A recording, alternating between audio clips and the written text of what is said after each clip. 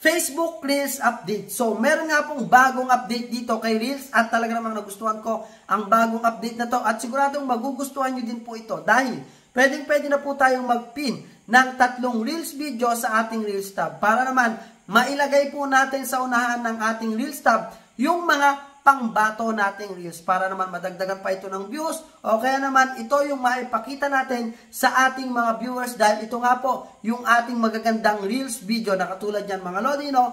Pwede kayong pumili kung anong gusto nyo kahit gaano nakatanda yung inyong Reels, kahit old videos yan mga Lodi, pwede nyo po yung ipin.